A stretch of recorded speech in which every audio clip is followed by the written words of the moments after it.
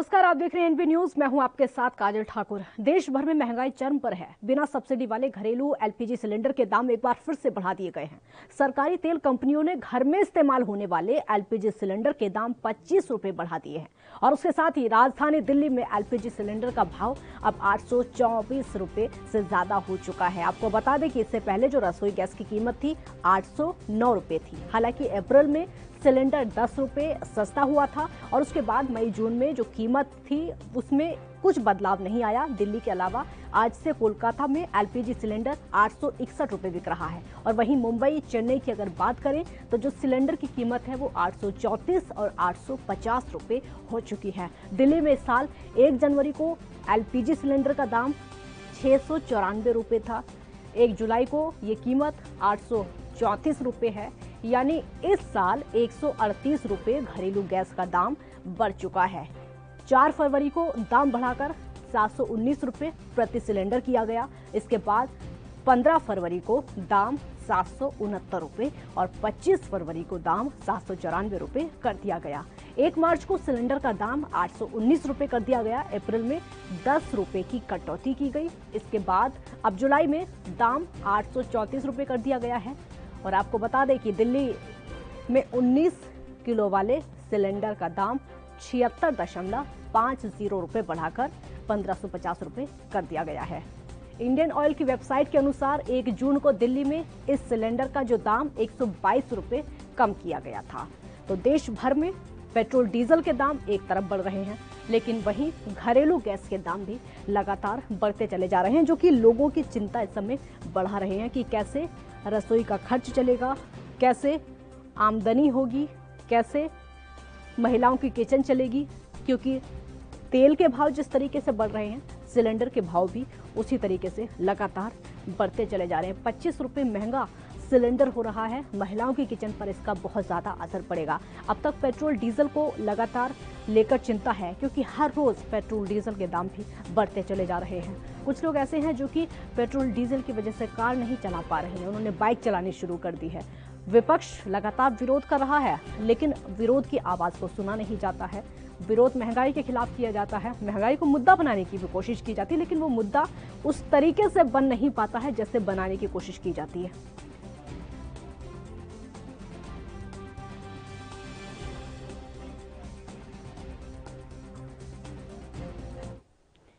इस मुद्दे पर डिबेट करने के लिए हमारे साथ रत्नाकर जी कांग्रेस का पक्ष रखेंगे। बहुत बहुत स्वागत है आपका। संदीप त्यागी बीजेपी का पक्ष रखेंगे, आपका भी बहुत बहुत स्वागत है। शुरुआत रत्नाकर जी आपसे करूंगी, क्योंकि विपक्ष लगातार विरोध कर रहा है।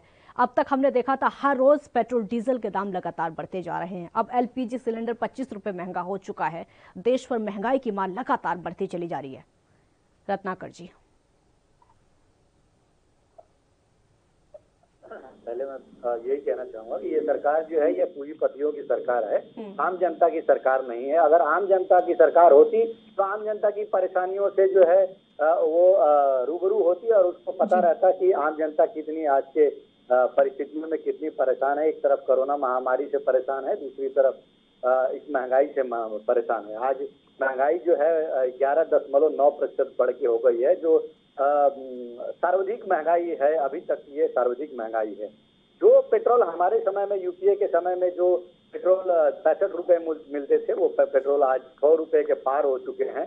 जो गैस 300 रुपए का मिलता था, जो गृहिणियां 300 रुपए का गैस खरीदती थी, और आज वो गैस की कीमत 900 के पार हो गया है। जो गृहिणियां सरसों का तेल जो है वो 80 रुपए का खरीदती थी, आज वो सरसों का तेल 200 रुपए के पार हो गया है। तो आप समझ सकते हैं कि किस तरह से मोदी सरकार आम जनता की परेशानियों से जरा भी वाकिफ नहीं है। सिर्फ वो पूंजीपतियों की सरकार, हम दो और हमारे दो, अंबानी और अडानी की सरकार है। और ये अगर पूंजीपतियों की सरकार होती, अगर ये आम जनता की सरकार होती, तो 2 महीने के अंदर मैं आपको सिर्फ बता दूं कि 4 महीने से लेके अभी तक कम से कम 32 बार, आपको जानकर यह आश्चर्य होगा कि 32 बार पेट्रोल और डीजल के दाम बढ़ चुके हैं। तो यह सरकार कहीं न कहीं आम जनता के पॉकेट से पैसा लूटने का काम कर रही है। क्योंकि हम सड़कों पे उतर के हम प्रदर्शन कर रहे हैं, हम सरकार को चेताना चाहते हैं कि यह जो बढ़ती हुई महंगाई है उस पर कंट्रोल किया जाए, लेकिन सरकार अपने दंभ में, अपने सत्ता के दंभ में चूर है, वह जनता के सरोकार नहीं है उसका। और जिस तरह की परिस्थितियां आज हुई है, महामारी में लोग आज 2 वक्त की रोटी नहीं जुटा पा रहे हैं, अपने परिवार को पूरी तरह से चला नहीं पा रहे हैं। तो आज पेट्रोल की कीमतें जो लगातार बढ़ती जा रही हैं, पेट्रोल और डीजल की कीमतें, तो कहीं न कहीं यह दोहरी मार जो है आम जनता के ऊपर पड़ती हुई नजर आ रही है। बिल्कुल संदीप जी, आज पूरा देश बोल रहा है कि महंगाई डायन खाए जाता है, सरकार को शर्मिंदगी होती है थोड़ी बहुत। मतलब महंगाई एक तरफ जो है पिछले 2 साल से देश वैश्विक आपदा से जूझ रहा है। जहां एक तरफ पूरा विश्व वैश्विक आपदा जूझ रहा है, तो भारत ही नहीं पूरे विश्व में महंगाई की मार पड़ी हुई है। और उधर पूरे विश्व पे महंगाई की मार है, तो भारत ही उससे कहाँ अछूता रह जाएगा। और दूसरी बात, उस महंगाई में जहां पूरा विश्व अछूता नहीं रह सकता, उस महंगाई की मार में फिर भी भारत की केंद्र की सरकार, नरेंद्र मोदी की सरकार ने, केंद्रीय वित्त मंत्री निर्मला सीतारमण जी ने इस महंगाई को नियंत्रित करने के लिए पूरा भरसक प्रयास कर रही हैं और आगे भी कर रही हैं और आगे भी करेंगी। तो ऐसा नहीं है कि हम लोग महंगाई हम नहीं ना, उसको तो विपक्ष की तरफ से अब रही बात पेट्रोल डीजल, तो पेट्रोल डीजल संदीप जी उसको तो कर्ज की खुराक बताया गया राहुल गांधी की तरफ से। वो राहत पैकेज नहीं, कर्ज की खुराक है। राहुल गांधी मैडम सटिया गए हैं, मतलब इनका ना दिमाग इस समय काम नहीं कर रहा है। काफी समय हो गया विदेश गए हुए, तो इसलिए इनका दिमाग काम नहीं कर पा रहा है। क्या बोलना है क्या नहीं बोलना इनको पता नहीं है। राजनीति का रे नहीं समझ पा रहे, हम नहीं जान पा रहे। वो कभी क्या कहते हैं, कभी कुछ कहते हैं, कभी कुछ कहते हैं। वो अपनी किसी बात पर अड़िग नहीं है राहुल गांधी। तो इसलिए राहुल गांधी की बातों को सीरियस नहीं लिया जाता, क्योंकि राहुल गांधी, मतलब मैं नहीं मानता हूँ कि राहुल गांधी कोई गंभीर नेता है इस देश के, मैं नहीं मानता हूँ। तो इसलिए राहुल गांधी को सीरियस हम लोग तो नहीं ले रहे हैं, बाकी कांग्रेस ही ले रहे हैं, क्योंकि वो अब कहना ठीक नहीं है। मतलब विपक्ष अगर विपक्ष सवाल करे तो कोई दिक्कत नहीं है, विपक्ष सवाल करे करता रहे, कोई फर्क नहीं पड़ेगा सरकार पर, है? कोई फर्क नहीं, ऐसा कुछ नहीं है। विपक्ष का काम है सवाल खड़ा करना, और विपक्ष को बताना भी विपक्ष की जिम्मेदारी है। सब हम सवाल खड़ी करता है विपक्ष, एडवाइस देता है, आप सुनते नहीं है? नहीं, हम सुनते हैं, सबकी सुनते हैं, सरकार सबकी सुनती है और करती भी। ऐसा नहीं है नहीं करती है, सुनना है, सुन के उसको अगर इम्प्लीमेंटेशन होने के लायक है तो उसको इम्प्लीमेंट किया भी जाता है। अभी तक कुछ किया गया? चलिए जवाब लूंगी, रत्नाकर जी बोलिए। देखिए, अगर ये जिस तरह से ये कह रहे हैं कि राहुल गांधी की बात को गंभीरता से नहीं लिया जाता है, तो कहीं न कहीं आप समझ सकते हैं कि सरकार विपक्ष को कितनी संजीदगी से लेती है। क्योंकि लोकतंत्र में विपक्ष को बनाया गया है किस लिए? लोकतंत्र में विपक्ष को इसलिए बनाया गया है कि वह सरकार की कमियों को बताए और सरकार को सही दिशा दिखाए और सजेशन दे कि किस तरह से उसको काम करना चाहिए। लेकिन ये विपक्ष को पूरी तरह से ये नकार दिया है इस सरकार ने, क्योंकि यह सरकार सत्ता में चूर है। अगर विपक्ष की बातों को अगर सुनते तो आज परिस्थितियां कुछ और होती। राहुल गांधी ने तो बहुत पहले से ही बहुत सारी चीजों को चेताया है, आपने उसको गंभीरता से लिया नहीं, आपने उनका मजाक उड़ाया। आपने सोशल मीडिया पे यही आप काम करते हैं, सोशल मीडिया के माध्यम से उनकी बातों को गंभीरता से लेते नहीं है और मजाक उड़ाने का काम करते हैं। आपको ये कह रहे हैं कि सीतारमण जी जो है ये राहत पैकेज दे रही हैं। वो 20 लाख करोड़ रुपए में जरा जनता से जाके पूछिए कि जो पहला फेज आया था कोरोना का, उसमें कितने लोगों को कितना रुपया मिला है, कितने लोगों को उनके अकाउंट में कितना रुपया मिला है। अभी जो दूसरी लहर में 6.28 लाख करोड़ का जो पैकेज इन्होंने दिया है, उसमें कितने लोगों को कितना रुपया मिलेगा। यह सिर्फ लोन बांटने का काम कर रही है, यह सरकार राहत पहुंचाने का काम नहीं कर रही है। अगर राहत पहुंचाने का काम करती तो राहुल गांधी ने जिस तरह से सजेस्ट किया है कि आम जनता को आज के परिस्थितियों में डायरेक्ट कैश उनके अकाउंट में जाना चाहिए, जब तक डायरेक्ट कैश उनके अकाउंट में नहीं जाएगा तब तक वो कोई भी राहत महसूस नहीं करेंगे। अरे आप समझ सकते हैं कि आज परिस्थिति कैसी है। आज लोगों के काम धंधे बंद हो गए हैं, आज लोग अपने घरों में बैठते हैं। अगर उनको लोन अगर लेते हैं, जाके बैंक में कहते हैं कि ठीक है हमें कर्ज दे दीजिए, तो कर्ज का ईएमआई वो कैसे भरेंगे, कहां से भरेंगे? काम धंधे तो बंद हो गए हैं, रोजगार के अवसर सब बंद हो गए हैं। आज सिर्फ कोरोना काल में 1 करोड़ रोजगार खत्म हो गए हैं। मैं बेरोजगारी की बात नहीं कर रहा हूं, मैं बात कर रहा हूं 1 करोड़ रोजगार जो है पूरी तरह से कंपनियां जिस तरह से बंद हो गई है, लोगों का काम धंधे ठप पड़ गए हैं। आज 1 करोड़ रोजगार पूरी तरह से बंद हो चुका है। मैं अगर 2 मिनट का समय हो तो मैं और आकर आपको दे सकता हूँ। मैं आऊंगी आपके पास, आऊंगी। जवाब दीजिए संदीप जी, जवाब दीजिए। कई ऐसे सवाल है जो कि सरकार पर खड़े होते हैं, जवाब दीजिए। कांग्रेस के प्रवक्ता महोदय को कि ये अपनी बताएं, इनकी सरकारों ने जो महंगाई की दूसरों पर आरोप लगाने के भारतीय जनता पार्टी ने क्या किया। भारतीय जनता पार्टी की सरकार में 14 करोड़ लोगों के जनधन के खाते खोले गए, 8 करोड़ महिलाओं को सिलेंडर मुफ्त में दिया गया। ये भी तो दिया गया, इस योजना को ये भी तो बताइए ये क्या हुआ। आपकी सरकार में तो कम से कम इस देश के मैं जाने ना हजारों गांव ऐसे होंगे जहां बिजली नहीं पहुंची थी, तो वो काम भी भारतीय जनता पार्टी की नरेंद्र मोदी की सरकार में हुआ, नरेंद्र मोदी की सरकार ने किया। मैं आपको बता देना चाहता हूं, पेट्रोल डीजल के जो रेट बढ़ रहे हैं, देश के विश्व के सभी देशों से पेट्रोल की जो है वहां पे रोक लगा दी गई थी, उस कारण पेट्रोल डीजल के रेट बढ़े। पेट्रोल डीजल के रेट बढ़े तो पेट्रोल डीजल के रेट बढ़ने के कारण महंगाई बढ़ी है। आप पेट्रोल डीजल की बात आती है तो पल्ला झाड़ लेते हैं कि अंतर्राष्ट्रीय बाजार से तय होते हैं। गैस पर आ जाइए, घर के तेल पर आ जाइए, बाकी सामानों पर आ जाइए, सब्जियों पर आ जाइए, दालों पर आ जाइए, बाकी चीजों पर आ जाइए। सरकार के हाथ में कुछ भी नहीं है, कुछ तो होगा ना।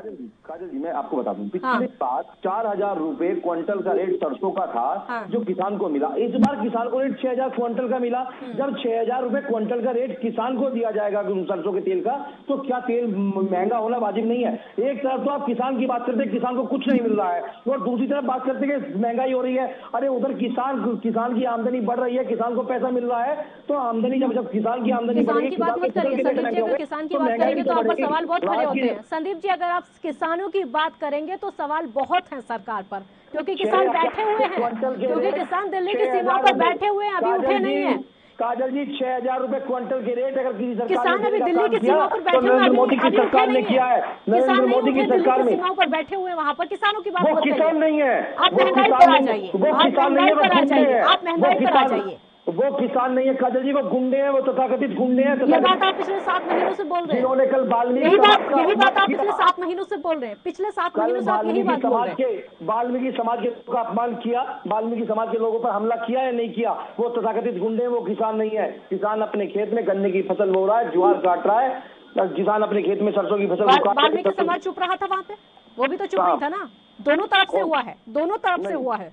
गलत गलत गलत। सड़क के 3 तरफ 3 पार सड़क के किसान बैठे हुए हैं, और 3 रोड के पास इधर किसान लोग स्वागत कर रहे हैं। वाल्मीकि समाज के लोग स्वागत कर रहे हैं। किसानों पर मत जाइए, बहुत सवाल है। किसानों पर मत जाइए, बहुत सवाल है। महंगाई पर आ जाइए। नहीं, मैं महंगाई पर ही हूँ। मैंने बताया महंगाई के लिए, महंगाई के लिए जो केंद्र की सरकार, नरेंद्र मोदी की सरकार ने किया है महंगाई को रोकने के लिए, वो केंद्र कांग्रेस की सरकार ने कभी नहीं। कांग्रेस की सरकार सदा भ्रष्टाचार में लिप्त रही, और भ्रष्टाचार से देश को बेच खाया।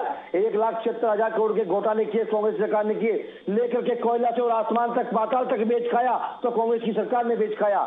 ये बात करते हैं कांग्रेस के नेता, बात करते हैं अपनी, तो इनके तो मुख्यमंत्री, इनके तो मंत्री 100 करोड़ रुपए एक दिन के डील करते हैं। ये महंगाई की बात कर रहे हैं। क्या क्या बेचा? अगर कांग्रेस वाले ये आंकड़े गिनाने लगेंगे कि आपने क्या क्या बेचा, तो जवाब नहीं होगा। रत्नाकर जी बोलिए, जवाब दीजिए उनको। हमने घोटाला नहीं किया, हमने करप्शन नहीं किया। हमारी सरकार करप्शन में लिप्त नहीं है, इनकी सरकार करप्शन में लिप्त रही है। यहाँ तो लाल किले तक का सौदा हो गया है। बोलिए रत्नाकर जी। देखिए, इनके पास जवाब देने के लिए आज कुछ नहीं है। ये सच्चाई, ये जानते हैं कि किस तरह से महंगाई बढ़ गई है, बेरोजगारी बढ़ गई है, काम धंधे ठप हो गए हैं। लेकिन ये यहाँ पे स्वीकार नहीं कर सकते, क्योंकि इनको अपनी पार्टी को डिफेंड करना है, और इनको बहुत बखूबी मालूम है। देश की जनता भी आज स्ट्राइक कर रही है, ये भी देख रहे हैं। लेकिन ये चैनल पे बैठ के इन सब बातों को छुटलाने की कोशिश कर रहे हैं। अगर ये छुटलाने की कोशिश कर रहे हैं, मैं इनको साफ कुछ आंकड़े मैं दे रहा हूँ, जिससे कि साफ और यह जाहिर हो जाएगा कि यह मोदी सरकार कितनी विफल हो चुकी है। देखिए, यही मोदी सरकार जो है, हम लोग के जब भी कांग्रेस की सरकार थी, तो हम लोगों ने 27 करोड़ लोगों को, देश में 27 करोड़ लोगों को गरीबी रेखा से उठा के ऊपर लाया, गरीबी रेखा के ऊपर लाया, उनके जीवन को सामान्य बनाया, उनको रोजगार दिया, उनको उनके जीवन स्तर को सुधारा। लेकिन इस सरकार में, मोदी सरकार में 23 करोड़ लोग फिर से गरीबी रेखा के नीचे आ गए। तो आप समझ सकती हैं कि लोगों का जीवन स्तर सुधरने की बजाय यह कितना नीचे चला गया है। इन्होंने, आज परिस्थिति ये है कि 97% लोग, पूरे देश की बात कर रहा हूं मैं, 97% लोगों की आय जो है इस मोदी सरकार में घट गई है। बाल मजदूरी, जो 20 साल में पहली बार ऐसा हुआ है कि बाहर 10 बच्चे में से एक बच्चे में बाल मजदूरी करने को दिवस हो गया है। आज 1 करोड़ नौकरियां पूरी तरह से खत्म हो चुकी हैं, और यह जो लोन मेला बांटने का काम कर रहे हैं, जो लोगों को दिखाने का काम कर रहे हैं कि हम 20 लाख करोड़ का पैकेज दिए, हम 6.28 लाख करोड़ का पैकेज दिए, तो यह आम जनता के लिए पूरी तरह से बेमानी है। हमारे समय में जो भारत की जीडीपी लगभग 10% हुआ करती थी, आज मोदी सरकार में भारत की जीडीपी -7.3% हो चुकी है। यह सिर्फ कोरोना की वजह से नहीं हुआ है। कोरोना के पहले भी आप देखेंगे कि 2020 से 2 साल तक कंटिन्यूअस जीडीपी फॉल हुआ है। मतलब कहीं न कहीं इनकी जो नीतियां हैं, आर्थिक नीतियां हैं, या सामाजिक नीतियां हैं वह पूरी तरह से मोदी सरकार आज फेल हो चुकी है। आज लोग गरीब होते जा रहे हैं। अमीर जो चंद अमीर हैं, तो गिनती के 4-5 अमीर हैं, उनकी आय देखिए कई गुना बढ़ गई और लोगों की 97% भारतीयों की आय जो है वो कम हो गई है। तो यह पूरी तरह से सरकार विफल हो चुकी है आज की परिस्थिति में। ठीक है संदीप त्यागी जी, ये सिलेंडर की जो महंगाई है इसको कम करना सरकार के हाथ में है कि नहीं है? सिलेंडर की महंगाई में कम हो रही है। सिलेंडर की महंगाई जो है इंटरनेशनल, ये भी इंटरनेशल में आता है। पेट्रोल डीजल गैस सब इंटरनेशनल मार्केट का रेट है, उसको भी पूरा मैंने आपको बताया केंद्र की सरकार इसके लिए भरसक प्रयास कर रही है और महंगाई को नियंत्रण करने में केंद्र की सरकार अपना ये कोरोना महामारी से निकल करके जैसे बाहर आएंगे तो देश से महंगाई की मार बहुत कम होगी और देश को जो है उसकी तरफ को जीडीपी, देश की जीडीपी बढ़ेगी। जो मेरे इनको ये कांग्रेस के नेताओं को बोलते हुए ये थोड़ा सा भी नहीं महसूस कर पाते कि देश एक तरफ वैश्विक महामारी से जूझ रहा है। 2 साल मतलब लगातार हो गए हैं देश को महामारी से जूझ, उसके बावजूद कहते हैं जीडीपी जीडीपी जीडीपी। अरे जीडीपी तो जब जाएगी जब 1 साल से इस देश में व्यापार किया हो, काम किया हो, रोजगार किया हो तो जीडीपी बढ़ेगी। जीडीपी कहां से बढ़ेगी? जीडीपी तो महाराज जैसी सरकार है, भ्रष्टाचार की सरकार है, भ्रष्टाचार कर रही है। जीडीपी तो वहां देख लीजिए आप, जीडीपी आपकी तो बढ़ रही है, उनके नेताओं की तो बढ़ रही है। एक काउंटर क्वेश्चन सुनिए और सवाल मेरा ये है कि देखिए सरकार पर सवाल उठते क्यों है। मैं पहले आपको ये बात समझाती हूँ, सरकार पर सवाल उठते क्यों है। बंगाल इलेक्शन हुआ तब से लेकर अब तक 30 से ज्यादा बार गैस के अब तक वो पेट्रोल डीजल के दाम बढ़ चुके हैं। उससे पहले हमने नहीं देखा था। तब से ऐसा क्यों हुआ है, इतना बदलाव क्यों आ गया है, इसीलिए सरकार पर सवाल उठते हैं और विपक्ष का काम है सरकार से सवाल पूछना। इलेक्शन के बाद से अब तक 30 से ज्यादा टाइम हो चुके हैं जब पेट्रोल डीजल महंगा हुआ है। क्या वजह है इसकी? बताया है विदेशों से जो तेल है, तेल कट रहा है, तेल नहीं आ पा रहा। जिस तेल ना आ पाने के कारण से जब तेल नहीं आएगा, बाजार में कम आएगा, तो जब मांग ज्यादा होगी और सामान कम होगा तो उसकी रेट वाजिब रेट उसके बढ़ने हैं। तो रेट उसके बढ़ रहे हैं, जब रेट उसके इंटरनेशनल मार्केट जवाब होता है बीजेपी नेताओं के पास, यही जवाब होता है। रत्नाकर जी बोलिए, आते हो आपके। मैडम सुनिए, सुनिए, महंगाई कम हो सकती है। महाराष्ट्र की सरकार है, पंजाब की सरकार है, क्या बताइए इन्होंने वेट कम किया? क्या क्यों नहीं कर रहे हैं ये लोग वेट कम? अगर ये महंगाई की चिंता इनको इतनी सता रही है, इनको देश की प्रति जनता इतनी इनकी चिंता है, तो लोगों के प्रति इनकी इतनी चिंता है, तो महंगाई क्यों, ये वेट कम क्यों नहीं कर रहे हैं? पूछिए इनसे सवाल, वेट कम क्यों नहीं कर रहे हैं? उत्तर प्रदेश की सरकार ने भी किया, मध्य प्रदेश की सरकार ने भी किया, और ये लोग वेट कम क्यों नहीं करना चाहते हैं? ये एक तरफ किसान देश को बगलाना चाहते हैं। देश को बगलाने का और बांटने का काम कांग्रेस करती आई है, पहले भी करती थी और आज भी कर रही है। और ये लोग सिर्फ और सिर्फ जनता को बगलाना चाहते हैं। देश की जनता मूर्ख नहीं है, देश की जनता समझ चुकी है। अगर ये इतने ही जनता के प्रति वफादार हैं तो वेट कम करके बताएं कि वेट हमने कम किया और हम कम करेंगे, बताएं। रत्नाकर जी, क्यों कांग्रेस की सरकार है, जहां जहां कांग्रेस की सरकार है, क्यों वैट कम नहीं किया जाता है? कहां दिक्कत आ जाती है? अगर वैट कम करने से पेट्रोल डीजल सस्ता होता है, लोगों को राहत मिल सकती है, तो क्या आपकी पार्टी शासित राज्य में ये नहीं किया जा सकता है? देखिए, पहले कि मैं संदीप जी को ये बताना चाहता हूं कि ये जो है झूठे आंकड़े पेश कर रहे हैं बैठ के यहाँ पे। मैं इनको 2-3 चीजें पॉइंट बताया, मैं उनका क्लेरिफाई कर लेता हूँ। पेट्रोल डीजल राज्य सरकार के ऊपर आता। संदीप जी मेरी बात, मैंने बीच में बोला नहीं आपके लिए। पहली चीज ये कह रहे हैं कि ये जो है इंटरनेशनल क्रूड ऑयल पे डीजल और पेट्रोल का दाम तय करता है, इंटरनेशनल क्रूड ऑयल पे निर्भर करता है। मैं इनको पहले ये बताना चाहता हूँ कि जब हमारी सरकार थी यूपीए सरकार, तो क्रूड ऑयल का कीमत $150 प्रति बैरल है तभी, और हमारे देश में तब पेट्रोल की कीमत ₹65 हुआ करती थी। आज क्रूड ऑयल की कीमत जो है $62 पर बैरल है और पेट्रोल की कीमत ₹100 है। मतलब समझिए कि कितना यह सरकार आम जनता के पॉकेट से लूटने का काम कर रही है। आज पेट्रोल की बेसिक कीमत लगभग ₹32 प्रति लीटर है और उसके बाद जो टैक्स पोर्शन है वो पूरा सरकार आम जनता से टैक्स लूट रही है। तो कहीं न कहीं आम जनता को राहत देने की जगह यह पेट्रोल डीजल की कीमतें बढ़ाती जा रही है। क्रूड ऑयल जब बढ़ता है तो ये कह रहे हैं कि हम क्रूड ऑयल बढ़ रहा है इसलिए हमने बढ़ा दिया। अरे भैया, जब घटता है तो आप नहीं घटाते हैं पेट्रोल और डीजल के दाम, आप कभी नहीं घटाएंगे क्योंकि तभी चुप हो जाएंगे, क्योंकि आपको जनता से पैसे लूटना है। रही बात, ये कह रहे हैं कि जीडीपी माइनस में जा रही है, कांग्रेस बोल रही है माइनस में जा रही है, माइनस में जा रही है। क्यों? आप तो सपने दिखा रहे थे लोगों को कि हम अपने देश को विश्व गुरु बनाएंगे। कहाँ गए वो सपने? आप ढिढोरा पीट है कि हमारा विश्व में नाम हो गया है। देश जो है गर्त में जा रहा है और आप ढिढोरा पीट रहे हैं कि हमारा विश्व में नाम हो गया। यह बड़ी जो है बात, यह झूठना, यह खत्म करिए और लोगों को सच्चाई बताइए। तीसरी बात मैं कहता रहा हूँ, जो अभी संदीप जी ने कहा है कि तेल जो है सप्लाई नहीं हो रही है, यह बिल्कुल झूठ बोल रहे हैं, झूठ बोलने का काम कर रहे हैं। मैं इनको साफ कहना चाहूंगा कि आज की परिस्थिति में जब कोरोना महामारी चल रही थी तो उस समय सारे लोग अपने घरों में बैठे थे, कोई गाड़ी और कोई ज्यादा पेट्रोल डीजल इस्तेमाल नहीं कर रहा था। तो यह जो कह रहे हैं कि डिमांड ज्यादा सप्लाई कम है इसलिए दाम बढ़े, यह बिल्कुल झूठ बोलने का काम है। आज भी पेट्रोल और डीजल के दाम ज्यादा बढ़ रहे हैं, लोग अपने घरों से 4 पहिया निकाल नहीं रहे, स्कूटर और मोटरसाइकिल से लोग चलना शुरू कर दिए हैं। परिस्थिति ये है। तो यह है इनकी बात। रही बात राज्य सरकारों को टैक्स करने की, तो पहले यह केंद्र सरकार इनिशिएटिव तो ले। आज राज्य सरकार को जो जीएसटी का कलेक्शन होता है वो केंद्र सरकार को दे नहीं रही है, और जो टैक्स कलेक्शन हो रहा है उसी से सरकार जो है, राज्य सरकारें अपना सैलरी लोगों को दे रही है, सरकारी कर्मचारियों को। तो अभी आप इतना ज्यादा टैक्स 70 रुपए कर रहे हैं, आप टैक्स कम करके दिखाइए, केंद्र सरकार कम करके दिखाइए। ठीक है संदीप जी, आपको फॉलो करने के लिए। ठीक है संदीप जी, हम विश्व गुरु कब बनेंगे, पूरा देश इस बात का इंतजार कर रहा है। नरेंद्र मोदी जी ने कहा भारत विश्व गुरु बनेगा, और मैं इनको बता देना चाहता हूं कि भारत विश्व गुरु बनेगा, इसमें कहीं कोई शंका नहीं है। ये बात आप दिमाग से निकाल देंगे, 2025 में भारत विश्व के पटल पर एक भारत का नाम होगा, भारत विश्व गुरु बनेगा। और आज भी भारत का डंका विश्व में बज रहा है। अगर कोरोना की वैक्सीन को देश पूरे भारत आदरणीय नरेंद्र मोदी जी ने कोरोना की 2 वैक्सीन बना करके इस पूरे विश्व को चेता दिया कि हम दवाई बनाना भी जानते हैं। और क्योंकि पहले की सरकारें होती थी कि बीमारी अगर 1952 में आई तो दवाई 1968 में आती थी, 16 साल बाद तक, 18 साल बाद तक इस दवाई को विदेशों से लाना पड़ा, और 18 साल तक देश को हमारे देश में आपदाओं से जूझना पड़ा। संदीप जी, हमारे देश की विपक्षी पार्टियां हमेशा विरोध करती रहती हैं, प्रोटेस्ट।